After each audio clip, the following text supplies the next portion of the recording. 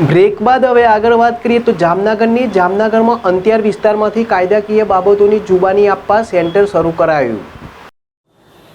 જામનગરની અદાલતમાં formal witness deposition centre આજથી ખુલ્લું મૂકવામાં આવ્યું છે। તેમાં જામનગરના ન્યાયાધીશ તેમજ જિલ્લા વહીવટી વિભાગ, પોલીસ વિભાગના ઉચ્ચ અધિકારીઓ ઉપસ્થિત રહ્યા હતા। જામનગરમાં શરૂ થયેલા ફોર્મલ વિટનેસ ડિપોઝિશન સેન્ટરનો ઉદ્દેશ ન્યાયની પ્રક્રિયા સરળ અને ઝડપી બનાવવા માટે સુપ્રીમ કોર્ટ તથા હાઈકોર્ટે આપેલા નિર્દેશ મુજબ આજે સવારે જામનગરની અદાલતમાં આ સેન્ટર ખુલ્લું મૂકવામાં આવ્યું।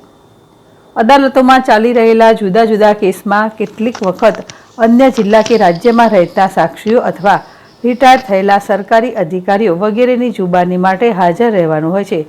ત્યારે મુસાફરી કરવા કે હાજર રહેવા સક્ષમ નથી તેવા વ્યક્તિઓ જિલ્લા કક્ષાએ જે તે સેન્ટરમાં ઉપસ્થિત રહી ન્યાયની પ્રક્રિયામાં ભાગ લઈ શકશે। તેથી એમ કહી શકાય કે સાક્ષી સહિતના વ્યક્તિઓને મુસાફરી ખર્ચ અને આનુષાંગિક અન્ય ખર્ચમાંથી મુક્તિ મળવા પામશે।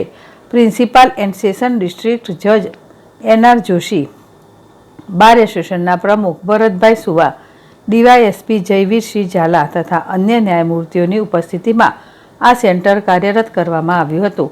આ વેળાએ જિલ્લા સરકારી વકીલ તેમજ વકીલ મંડળના હોદ્દેદારો સહિતના આગેવાનો પણ હાજર રહ્યા હતા।